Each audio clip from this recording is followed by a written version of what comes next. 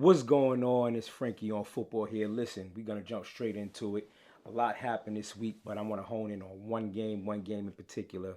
Kansas City versus Buffalo.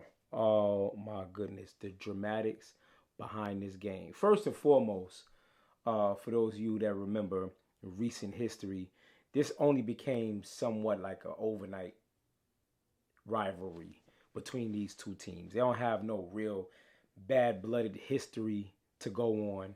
But since the emergence of the two great quarterbacks, Josh Allen and Patrick Mahomes, um, this has become a thing, especially with the divisional round game, uh, the seesaw battle that they had back and forth a few years ago, where, um, you know, Bills thought they had one, thought they had them one, and was up uh, with very little time on the clock. I believe it was 13 seconds. And for the most part, the average quarterback, the average team, 13 seconds is a done deal. We start going through plays around that part.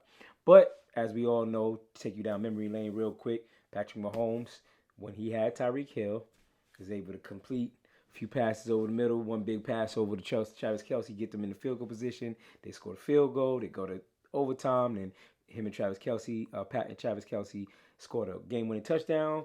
Game over. All right. So remember that that's how that happened.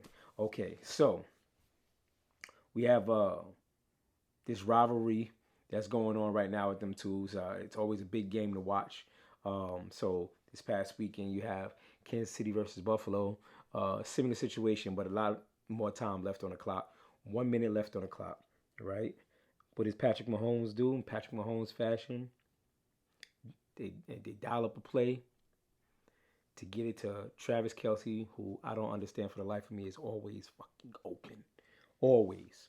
But uh, Travis Kelsey makes a tremendous play, very heads up, um, because they have little time left on the clock, and shoots the ball over a nice little lateral when he realizes he's going to get tackled to Kadarius Toney. And in that moment, uh, special, because usually those type of lateral plays only happens, Boston College style. The marching band is already on the field and all that type of stuff. They start laterally, try to make a little trick play, try to make something happen out of nothing when you pretty much have no shot in the win. Not with 1 minute left on the clock, at least. That's not when that happens. But that's what made it such a heads up play by Travis Kelsey. However, Kadarius Toney scores a touchdown, but it's called back because he's offsides. Here's the reason why people are trolling Kadarius Toney. Uh, it's your job as a uh, receiver to always check in with the ref. And you check in with the ref to make sure that you're lined up properly and you're good.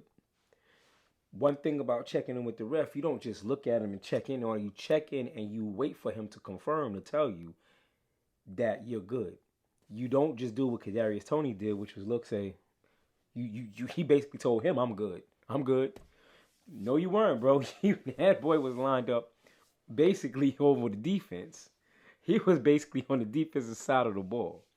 And the thing is, he not only checked in with the ref, he looked down the line, and you look down the line, bro, you can see where the ball is. Back up. Just a little bit. Just a little taste. Back up. And you would have been straight. And we're talking about this play as if it's the greatest play in Kansas City history. However, it's taken back because of a brain fart by a receiver who, he's had a few blunders this year, a few key drops this year that you never want to pin a loss on one player. But when I say key drops, I mean drops that just might have cost them the game, right? So, or a shot at the game, I should say. So they take that score off the board. Patrick Mahomes can't complete the fourth down. We out of there. Then the antics of Pat Mahomes just, barking at the ref on the side, barking at the ref. And you can understand But when he sees it on film, you can understand the blow up at the ref. You can understand it completely. Because in the heat of the moment, when you don't really know what happens, all you feel like is that you got cheated. There's nothing left to do but to blow up. But once you look at that on tape, and once you look at that on film, you're going to look at Toney like, hey, bro. Because he clearly was offsides, right? Um, the officials, they give you warnings. Third quarter, second quarter, first quarter, hey, you line up too close. Back up. Fourth quarter, they not really gonna let that go on. You don't get offsides on the offense too much. You know what I'm saying? But it's not like it was a wrong call.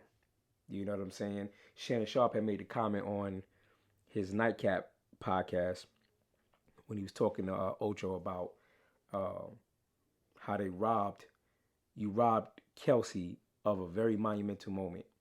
And two friends of mine that I traveled with this week to the Cowboy game, they were saying that's a bit of a reach and an overreaction. And in hindsight, it may seem like an overreaction, but he's not wrong.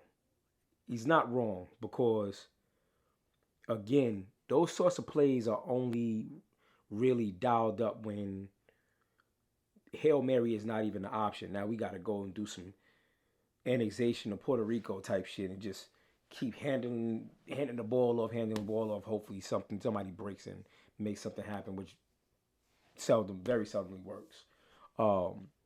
So it's even more than a prayer. You know what I'm saying? Less of a chance of you scoring on that than even in the Hail Mary. But for Travis Kelce to have, I mean, that's such football IQ.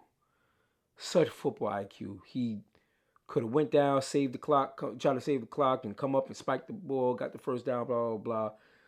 But he knew he was going to get tackled, and he had presence of mind to throw that thing back to a wide open player who scored.